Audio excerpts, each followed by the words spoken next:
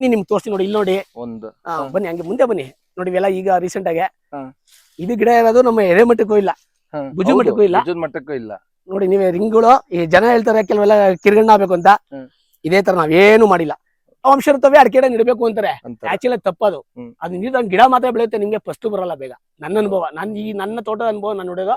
ಮತ್ತೆ ನಾನು ಅಕ್ಕಪಕ್ಕ ಅಬ್ಸರ್ವ್ ಮಾಡ್ದಂಗೆ ನೀರ್ ಒಳಗಡೆ ಗಿಡ ಬಂದಿರೋ 10 ವರ್ಷ ಇನ್ನೂ ಒಂದು ಇದು ಸಿಂಗಾರ ಹೊಡೆದಿಲ್ಲ. ಇಲ್ಲಿ ಪಕ್ಕ ತೋಟ. ನನ್ನ ಅನುಭವದ ಪ್ರಕಾರ ನಾನು ಗಿಡ ಈಗ ನೋಡಿ, ಇಲ್ಲಿ ಅಡಿಕೆ ಗಿಡ ಇದೆಲ್ಲ ನೋಡಿ, ಇದು ಇರುವೆ ಮಾಡಿರೋದು. ಇದೆಲ್ಲ ನೋಡಿ ಮಣ್ಣು, ನೀವ್ ಎಷ್ಟು ತೆಗೆದು ಬರ್ತದೆ ಆಯ್ತಾ. ಈ ಇರುವೆ ಏನ್ ಮಾಡ್ತಾರೆ, ಕೆಳಗಿಂದ ತೆಗೆದು ಮ್ಯಾಲ್ಗೆ ಹಾಕ್ತಾವ ಮಣ್ಣು. ಆಮೇಲೆ ಎಷ್ಟೇ ಮಳೆ ಹೋಗಿದ್ರು ಅದು ಗುಂಡಿ ಮಾಡಿದ ಒಳಗಡೆ ನೀರೆಲ್ಲ ಹಿಂಕದ, ನೀರೆಲ್ಲೂ ಅರ್ಧೋಗಲ್ಲ. ನಮಸ್ಕಾರ, ನನ್ನ ರೈತ ಮಿತ್ರ, ಮತ್ತೊಮ್ಮೆ ನಿಮ್ಮೆಲ್ಲರಿಗೂ ನೈಸರ್ಗಿಕ ಬದುಕು ಚಾನೆಲ್ಗೆ ಸ್ವಾಗತ, ಸುಸ್ವಾಗತ. ನಾನು ನಿಮ್ಮ ಕೃಷಿಕ ಕೇಶವ್. ನಾನೀಗ HD ಕೋಟೆ ಹತ್ರ ಬಂದಿದ್ದೀನಿ. ಇಲ್ಲೊಬ್ರು ರೈತರು ಅಡಕೆ ಗಿಡ ಬೆಳೆದಿದ್ರೆ ನೋಡಿ ಹೆಂಗಿದೆ ಸಿಂಗಾರ. ಕೇವಲ 3 ವರ್ಷದ ಗಿಡಗಳು ಇವೆಲ್ಲ, ಒಂದೆರಡಲ್ಲ, ಯಾವ ಗಿಡ ಆದ್ರೂ ನೋಡಿ ಇದೇ ಕ್ವಾಲಿಟಿ ಆಗಿದೆ. ಸೊ ಇದ್ರ ಏನೇನೆಲ್ಲ ಹಾಕಿ ಬೆಳೆದಿದ್ರೆ ಏನಿದ್ರ ಗುಟ್ಟು ಅಂತ ತಿಳ್ಕೊಳ್ಳೋಣ ಬನ್ನಿ. ಇವ್ರು ಯಾವ ತರ ನೈಸರ್ಗಿಕವಾಗಿ ಕೃಷಿ ಮಾಡಿದಾರೆ ಅಂತ ಬನ್ನಿ ಹೋಗೋಣ. ಅವ್ರನ್ನ ಪರಿಚಯ ಮಾಡಿಸ್ತೀನಿ. ಸರ್ ನಮಸ್ಕಾರ. ಸರ್ ನಿಮ್ ಪರಿಚಯ ಮಾಡ್ಕೊಳ್ಳಿ. ಸರ್ ನನ್ನ ಹೆಸರು ಮಹೇಶ್ ಕುಮಾರ್ ಅಂದ್ಬಿಟ್ಟು. ನಾನು ಮೂಲ ಬಂದು ಬೆಂಗಳೂರು. ನಾನು ಎಚ್ ಡಿ ಕೋಟೆ ತಾಲೂಕು ಕೆ ಎಡಸರ ಗ್ರಾಮ ಇದು. ಇಲ್ಲಿಗೆ ಬಂದು ನಾವು 3 ವರ್ಷ ಆಗಿದೆ. ಈ ಜಮೀನ್ ತಗೊಂಡು ನಾವು 3 ವರ್ಷ ಆಗಿದೆ. ಈ ಒಟ್ಟು ಜಮೀನು ಇರೋದು 1 ಎಕರೆ 22 ಕುಂಟೆ. ಇದ್ರಲ್ಲಿ ನಾವೇನ್ ಮಾಡಿದೀವಿ, ಒಂದು 500 ಅಡಿಕೆ ಗಿಡ ಹಾಕಿದೀವಿ. ನಾನು ಈ ಜಮೀನ್ ತಗೊಂಡಾಗ ನಾನು 0 ಇಂದನೇ ನನ್ಗೇನು ಅನುಭವ ಇಲ್ಲ ಅಗ್ರಿಕಲ್ಚರ್ ಬಗ್ಗೆ ಆಯ್ತಾ. ನಮ್ಮ ಅನಿಸಿಕೆ ಪ್ರಕಾರ ಮಾಡೋಣ ಅಂದ್ಬಿಟ್ಟು, ನಾನು ಕೆಲವರೆಲ್ಲ ಹೇಳಿದ್ರೆ ಹಂಗ್ ಮಾಡ್ಬೇಕು ಹಿಂಗ್ ಮಾಡ್ಬೇಕು ಅಂತ, ನಾನು ಏನು ಮಾಡಿಲ್ಲ.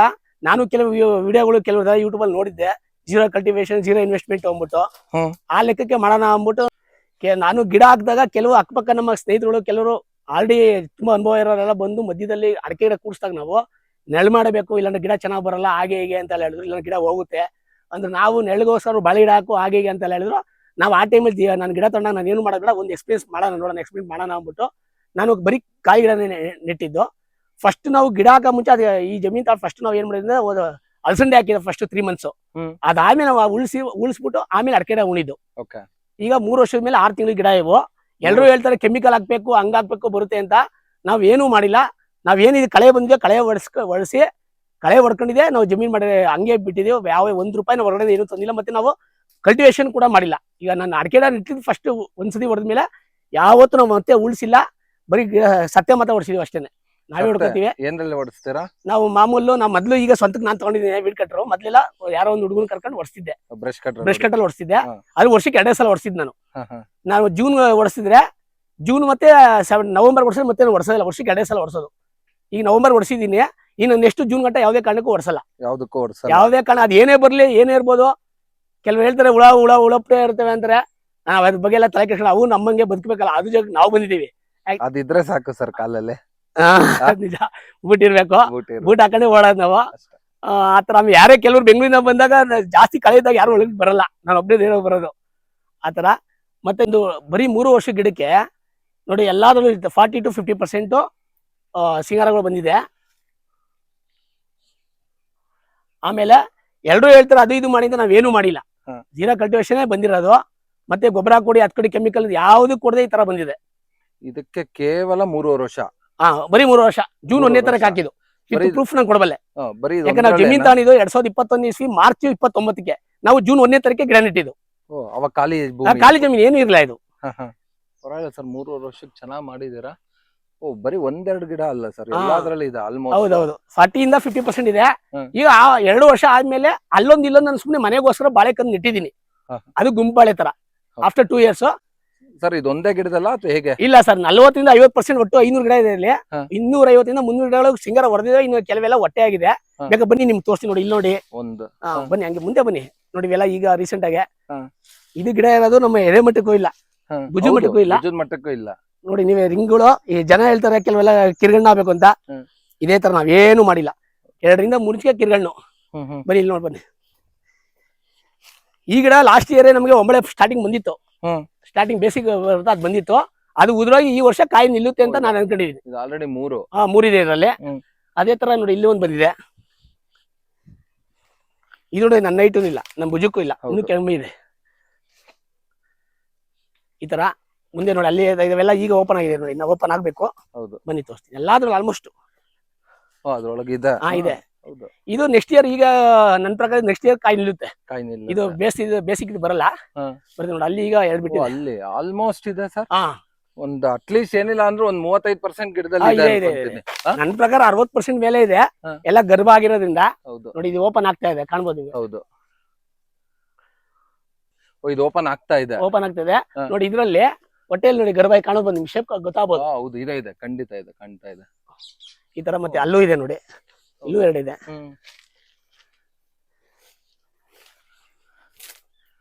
ಇದ್ರಲ್ಲೂ ಇದೆ. ಈಗ ಇವೆಲ್ಲ ಸಣ್ಣ ಸಣ್ಣ ಕಾಯಿ. ಹೌದು. ಲಿಮಿಟ್ ಕಚ್ಚಬಹುದು. ಅಂತದ್ದು ಏನ್ ಮಾಡಿದಾರೆ ಸರ್? ಏನು ಮಾಡಿಲ್ಲ ಸರ್. ನಾನು ಇದನ್ನ ಬಿಟ್ಟು ಹ್ಮ್. ನಾವು ಇದಕ್ಕೆ ಬೇರೆ ತರ ಏನು ಗೊಬ್ಬರಗಳು ನಾವೇನು ಮಾಡಿಲ್ಲ, ಬರೀ ಕಳೆ. ನಾನು ಹೇಳಿದಾಗೆ ನೀವು ಇಲ್ಲಿ ನೋಡಿ, ಇಲ್ಲಿ ನುಗ್ಗೆ ಗಿಡ ನೋಡ್ಬೋದು ನೀವು. ಹ್ಮ್. ಈಗ ಇದು ನಾನು ಲಾಸ್ಟ್ ಜನವರಿ ಹಾಕಿ ಗಿಡ ಇವು. ಹಾ. ಲಾಸ್ಟ್ 1 ವರ್ಷ ಗಿಡ ಇದು. ಹೌದು. ನಾನು 2 ಲೈನ್ ಬಿಟ್ಟು 1 ಲೈನ್ಗೆ ನಾನು ಒಂದೊಂದು ಗಿಡ ಹಾಕಿದ್ದೀನಿ. ಹಾ. ನಾನು ಆಕ್ಚುಲಿ ಮನೆ ನುಗ್ಗೆಕಾಯಿಗೋಸ್ಕರ ಹಾಕಿಲ್ಲ, ಇದು ಸೊಪ್ಪು ಉದುರಿ ಅದೇ ಗೊಬ್ಬರ ಆಗ್ಬೇಕು ಅಂತ. ನೈಟ್ರೋಜನ್ ನೈಟ್ರೋಜನ್ ಫಿಕ್ಸೇಷನ್ಗೋಸ್ಕರ ಹಾಕಿರೋ ಗಿಡ. ಜೊತೆಗೆ ನಾನು ಇದ್ರ ಜೊತೆಗೆ ಅಕ್ಷಯ ಗಿಡನೂ ಹಾಕಿದ್ದೀನಿ. ಅದು ಓಕೆ. ನೋಡಿ, ಇದು 1 ವರ್ಷ ಗಿಡ ಕಾಣ್ಬೋದು ನಿಮಗೆ, ಮರತರ ಆಗಿದೆ. ಹೌದು. ಕೆಲವರೆಲ್ಲ ಶಾರ್ಟ್ ಕಟ್ ಮಾಡಿದ್ರೆ ಜಾಸ್ತಿ ಬರುತ್ತೆ ಅಂತ ಹೇಳಿದಾರೆ. ನಾನು ಅದೆಲ್ಲ ಏನು ಮಾಡಕ್ ಹೋಗಿಲ್ಲ. ಅದು ಹೆಂಗ್ ಉಣಿದ್ವಾ ಅದು ಹೆಂಗನ ಬರ್ಲಿ ಅಂತ ಆ ಲೆಕ್ಕದ ಬಿಟ್ಟು ನೋಡಿ, ನೀವು ನೋಡ್ಬೋದು ಎಲ್ಲ ಕಾಯಿ ಬಂದಿದೆ ಈಗ. ಹೌದು. ಇದೇನ್ ಸರ್, ಇದು ಅಡಕೆ ಗಿಡ ಈ ತರ ಆಗಿದೆ ಸರ್? ಇದು ಏನು ನನಗೂ ಗೊತ್ತಿಲ್ಲ ಸರ್, ಇದು ಕಾಯಿಲೆನೋ ಏನು ನನಗೆ ಗೊತ್ತಿಲ್ಲ. ಹಾ. ನಾವು ಗಿಡ ರೀಪ್ಲೇಸ್ ಮಾಡಿ ಹಂಗೆ ಬಿಟ್ಟಿದ್ದೀನಿ ಆಯ್ತು. ಅದು ಒಂದು ಎಕ್ಸ್ಪೆರಿಮೆಂಟ್ ಅಷ್ಟೇ, ಅದಕ್ಕೆ ಬಿಟ್ಬಿಟ್ಟಿದ್ದೀನಿ ಹಂಗೇನೆ. ಹಾ. ಆದ್ರಿಂದ ಏನು ತಲೆ ಕೆಡ್ಸ್ಕೊಳಕ್ ಹೋಗಿಲ್ಲ ಅದ್ರ ಬಗ್ಗೆ. ಇಲ್ಲ ಸರ್, ನೀವ್ ಹೇಳ್ದಂಗ ಹಾ. ಸಿಕ್ಕಾಪಟ್ಟೆ ಗಿಡ. ನೋಡಿ ಇಲ್ಲೂ ಬಂದಿ, ನೋಡಿ ಬನ್ನಿ. ಹೌದು, ಇಲ್ಲೂ ಇದೆ. ಹೌದೌದು, ಇಲ್ಲಿ ಇದೆ, ಅಲ್ಲಿದೆ. ಆಲ್ಮೋಸ್ಟ್ ಎಲ್ಲಾ ಗಿಡದಲ್ಲಿ. ಹೌದು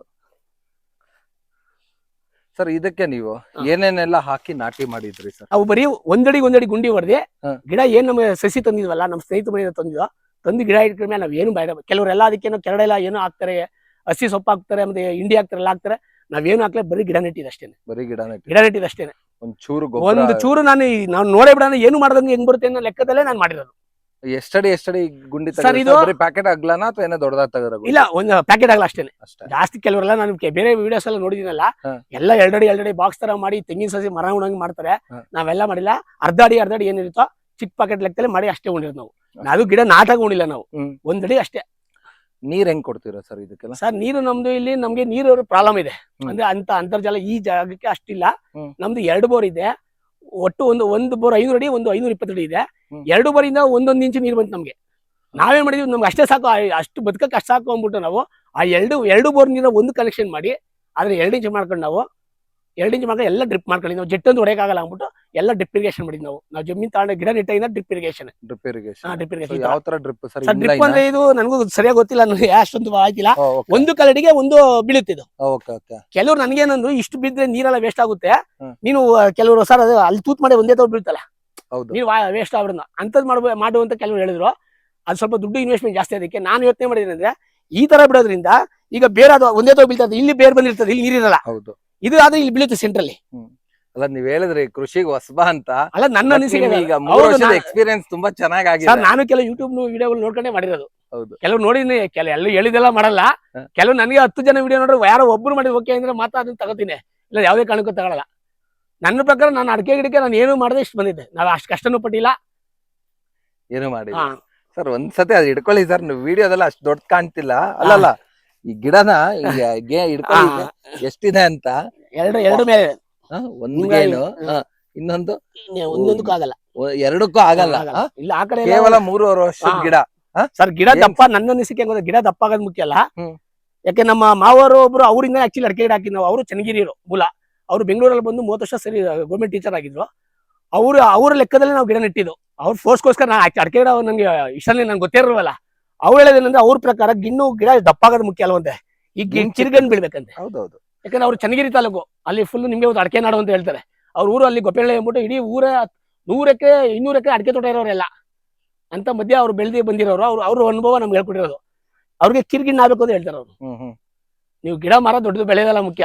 ಅಲ್ಲ, ನಾನು ಏನಕ್ಕೆ ಹೇಳಿದೆ ಅಂದ್ರೆ, ನೀವು ಎಷ್ಟ್ ಚೆನ್ನಾಗಿ ಬೆಳೆದಿದ್ದೀರಾ ಅಂತ ತೋರ್ಸೋದಕ್ಕೆ. ಆಮೇಲೆ ನಾವು ಗಿಡ ನೆಟ್ಟಾಗ ಸ್ಟಾರ್ಟಿಂಗ್ ಅಲ್ಲಿ ನಮ್ಗೆ ಏನ್ ತೊಂದರೆ ಆಯ್ತು ಅಂದ್ರೆ, ಈ ಕಾಡು ಪ್ರಾಣಿಗಳಂದ್ರೆ ಕಾಡಿನ ಕೆಲವು ಬಂದು ಗಿಡ ಕೀಳೋದು. ಕೆಲವೊಂದು 50 ಗಿಡ ನಾವು ಹೊಸ ಮತ್ತೆ ನೆಟ್ಟಿರೋವು. 5 ಗಿಡಗಳು ಎಲ್ಲ ಬಂದು ಅವು ಕೆಳಗಡೆ ಕಾಯಿಗೋಸ್ಕರ ನನ್ನ ಪ್ರಕಾರ ಕಿತ್ಬಿಟ್ಟಿದ್ವು ಗಿಡಗಳು. ಅಂತ ನೋಡಿ. ಈಗಲೂ ಅಷ್ಟೇ ಮೊನ್ನೆ ಹಂದಿ ಬಂದು ನೋಡಿ ಹೊಡೆದಿರೋ ನಿಮ್ಗೆ ಕಾಣ್ಬೋದು ಮಾರ್ಕ್.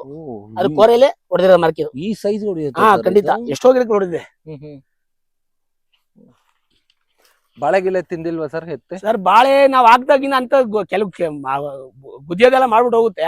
ನಾವು ಅಷ್ಟೊಂದು ತಲೆ ಕೆಡ್ಸ್ಕೊಳ್ಳೋಕಲ್ಲ. ಅದು ಬದುಕಬೇಕಲ್ಲ, ಅದು ತಿನ್ಬೇಕಲ್ಲ, ಇಂಡಸ್ಟ್ರಿ ಡೇ ಅಂದ್ಬಿಟ್ಟು ನಾವು ಸುಮ್ಮನಿದೀವಿ. ಕೆಲವರೆಲ್ಲ ಬೇಲಿ ಹಾಕ್ಸಿ ಅದ್ ಹಾಕ್ಸಿ ಅಂದ್ರೆ ನಾವು ಓಪನ್ ಆಗಿ ಬಿಟ್ಟಿದೀವಿ. ನೀವೇನು ಬೇಲಿ ಹಾಕಿಲ್ಲ? ಏನು ಹಾಕಿಲ್ಲ.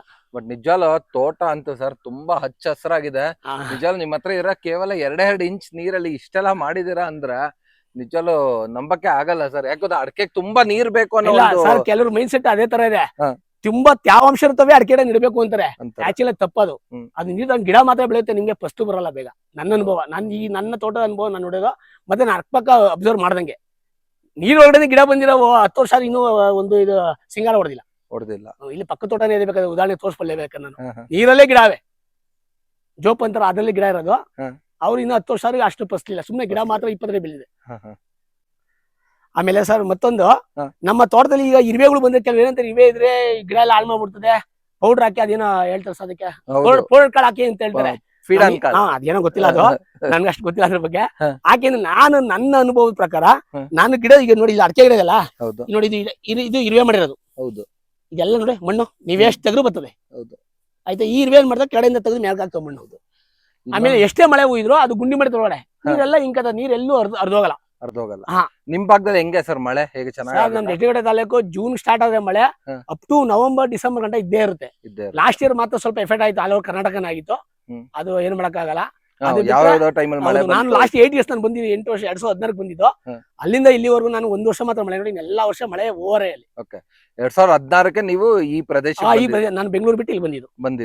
ಇಲ್ಲಿ ಜಮೀನ್ ತಗೊಂಡಿದ್ದೆ 2021ಕ್ಕೆ. ಯಾಕಂದ್ರೆ 4 ವರ್ಷ ನಾನು ಬೇರೆ ತೋಟನ ಲೀಸ್ ಹಾಕೊಂಡಿದ್ದೆ, ಹಸು ಸಾಕಿದೆ ನಾನು. ಅವ್ರ ತೋಟದಲ್ಲಿ ಹುಲ್ಲು ಎಲ್ಲ ಬೆಳ್ಕೊಂಡು ಅವ್ರ ತೋಟದಲ್ಲಿ ನಾನು ಹಸು ಸಾಕ್ತಿದ್ದೆ. ಸ್ವಲ್ಪ ಕಾರಣಾಂತರಿಂದ ನನ್ಗೆ ಆಮೇಲೆ ಇಲ್ಲ, ಯಾಕೆ ನಾನೇ ತಗೊಂಬದಲ್ಲ ಸ್ವಂತಕ್ಕೆ ಅಂದ್ಬಿಟ್ಟು ಈ 1.5 ಎಕರೆ ಬಂದಿದ್ದಕ್ಕೆ ನಾನು ತಗೊಂಡಿದ್ದು. ಮತ್ತೆ ಕೆಲವರೆಲ್ಲ ಹೇಳ್ತಾರೆ ನಮ್ ತೋಟ ನೋಡಿ, ಕೆಲವೆಲ್ಲ ಗ್ರೀನ್ ಇರೋದು ಹೋಗ್ಬಿಟ್ಟು ಅವ್ರು ಏನೋ ಈಗ ಕೆಲವು ಆರ್ಗಾನಿಕ್ ಕೆಮಿಕಲ್ ಬರ್ತಾ ಇದೆ, ಗ್ರೀನ್ ಪ್ಲಾಂಟ್ ಅದೇನು ಅಂತ ಅದೆಲ್ಲ ಆಗ್ತಾ ಇರ್ಬೋದು ಅಂದ್ಕೋತಾರೆ. ಖಂಡಿತ ಯಾರೇ ಬರ್ಲಿಬೇಕು ನಾನು ಚಾಲೆಂಜ್ ಮಾಡ್ತೀನಿ. ನಾವು ಒಂದು ಯೂರಿಯಾ ಕಾಳು ಕೂಡ ನಾವು ಹಾಕಿಲ್ಲ. ಈಗ ನಾನು ಜಮೀನು ತಗೊಂಡು ಮುಂಚೆ ನನ್ಗೆ ಗೊತ್ತಿಲ್ಲ. ನಾನು 2021 ತಗೊಂಡ ಮೇಲೆ ನಾನು ಯಾವುದೇ ಕಾರಣಕ್ಕೂ ಒಂದು ಕೆಮಿಕಲ್ ಒಂದು ಕಾಳು ಯೂರಿಯಾ ಕೂಡ ಹಾಕಿಲ್ಲ, ಯಾವುದೇ ಕೆಮಿಕಲ್ ಹಾಕಿಲ್ಲ. ಆಯ್ತಾ. ಮತ್ತೆ ನಾವ್ ಏನ್ ಮಾಡ್ತೀವಿ ಅಂದ್ರೆ ನಾನು ಸ್ವತಃ ರೇಷ್ಮೆ ಕೂಡ ಬೆಳೀತಾ ಇದ್ದೀನಿ ಈಗ ಲಾಸ್ಟ್ 2 ಇಯರ್ಸ್ ಇಂದ. ಆ ರೇಷ್ಮೆ ಕಡ್ಡಿ, ವೇಸ್ಟ್ ಕಡ್ಡಿನ ನೀವು ನೋಡ್ಬೋದು, ಇಲ್ಲಿ ಇದೆಲ್ಲ ರೇಷ್ಮೆ ಕಡ್ಡಿ. ರೇಷ್ಮೆ ಹುಳ ಮಧ್ಯದಲ್ಲಿ ಹಾಕಿ ನಾನು ಅದೇ ಗೊಬ್ಬರ ಆಗುತ್ತೆ. ಈ ಮಣ್ಣುಳ ಮತ್ತೆ ಬೇರೆ ಗೆದ್ಲು ಎಲ್ಲ ತಿಂದು ಅದೇ ನಮ್ ಗೊಬ್ಬರ ಆಗುತ್ತೆ, ನಮ್ಗೆ ಅದೇ ಸಾಕು. ನಾವು ಗೊಬ್ಬರ ತರ ಅವಶ್ಯಕತೆನೇ ಇಲ್ಲ. ಅಲ್ಲ ಸರ್, ಕೆಮಿಕಲ್ ಹಾಕಿದ್ರೆ ಈ ತರ ಎಲ್ಲ ನಿಮ್ಗೆ ಹೌದು ನೋಡ್ಬೋದು ನೀವು, ಏನು ಗೆದ್ಲೆಲ್ಲ ಬರಲ್ಲ. ಹೌದು ಆಯ್ತಾ. ಕೆಮಿಕಲ್ ಹಾಕಿದಾರ ಇಲ್ವಾ ಅಂತ ಬರೀ ಭೂಮಿ ನೋಡಿ ಈ ತರ ನೋಡಿ ಹೇಳ್ಬಿಡ್ಬೋದು. ನಿಮ್ ಮಣ್ಣು ಅಷ್ಟೇ ನೋಡಿ ಎಷ್ಟು ಸಾಫ್ಟ್ ಇದೆ. ಕೆಮಿಕಲ್ ಹಾಕಿದ್ರೆ ಈ ತರ ಬರಲ್ಲ.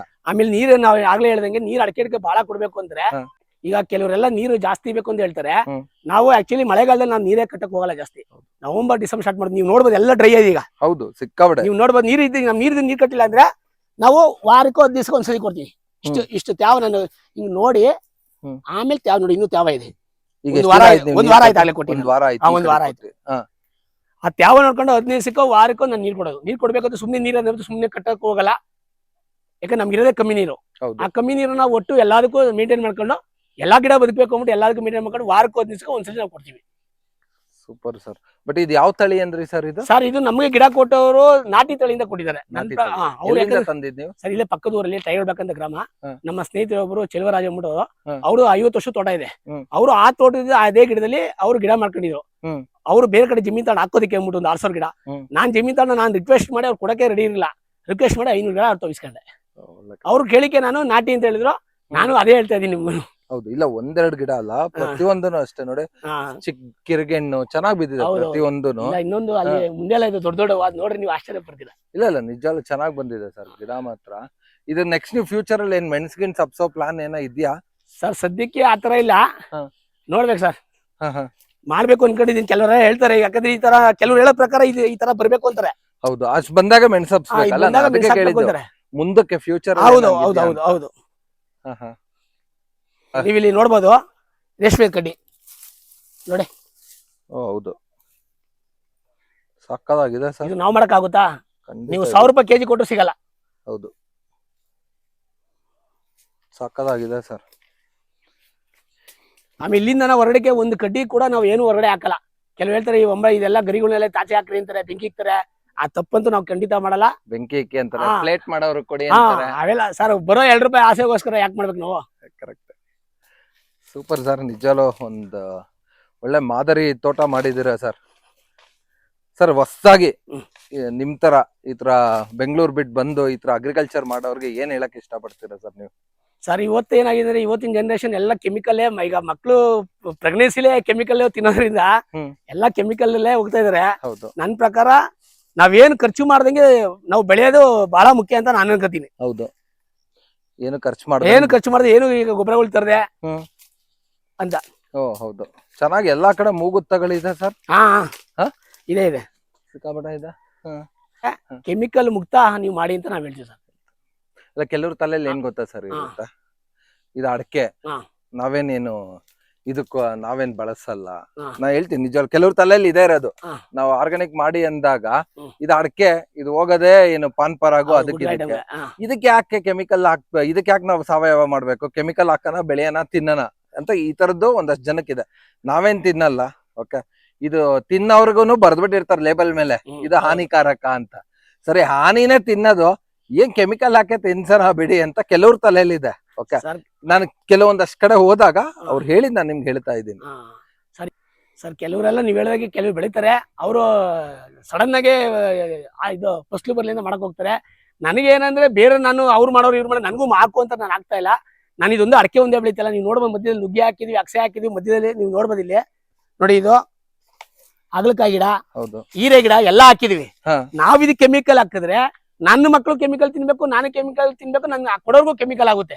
ಆದ್ರೆ ನಾವು ಜೀರೋ ಕೆಮಿಕಲ್ ಇಲ್ದೇನೆ ಮಾಡ್ಬೇಕು ಅಂತ. ಅದು ಬರೋ ಅಷ್ಟೇ ಬರ್ಲಿ ಬೆಳೆ, ನಮ್ಗೆ 5 ಬರುತ್ತವ 3 ಬರ್ಲಿ, ನಮ್ಗೆ ತೊಂದರೆ ಇಲ್ಲ. ಬಾಳೆ ಆಗ್ಲಿ ಏನೇ ಆಗ್ಲಿ ನಾವು ಅದಕ್ಕೋಸ್ಕರ ನಾವು ಕೆಮಿಕಲ್ ಮುಕ್ತ ಮಾಡ್ಬೇಕು ಅಂತ ನನ್ನ ಆಸೆ. ನಾವು ಹೊಸದಾಗಿ ಮಾಡೋರ್ಗು ಅದನ್ನೇ ನಾವು ಹೇಳೋದು. ಒಳ್ಳೆ ನಿಜ ಸರ್, ಇದು ಒಳ್ಳೆ ಥಾಟ್. ನಾನು ಏನಕ್ಕೆ ಕೇಳಿದೆ ಅಂದ್ರೆ ಕೆಲವ್ರ ತಲೆಯಲ್ಲಿ ಇದೊಂದು ಇದೆ ಸರ್, ಬಿಡು ಅದ್ ಹೆಂಗಿರೋ ಪಾನ್ ಪರಾಗ್ ಹೋಗುತ್ತೆ, ಅದಕ್ಕೋಗುತ್ತೆ ಇದಕ್ಕೋಗುತ್ತೆ, ಹಾಕನ ಕೊಡೋಣ ಅಂತ ಒಂದ್ ತಲೆ ಇದೆ. ಅವ್ರು ಮರ್ತು ಬಿಟ್ಟಿದ್ದಾರೆ. ನಾವು ಈ ಬರೀ ಅದೊಂದಕ್ಕೆ ಆಗ್ತಿಲ್ಲ, ಭೂಮಿಗೂ ಆಗ್ತಾ ಇದೀವಿ.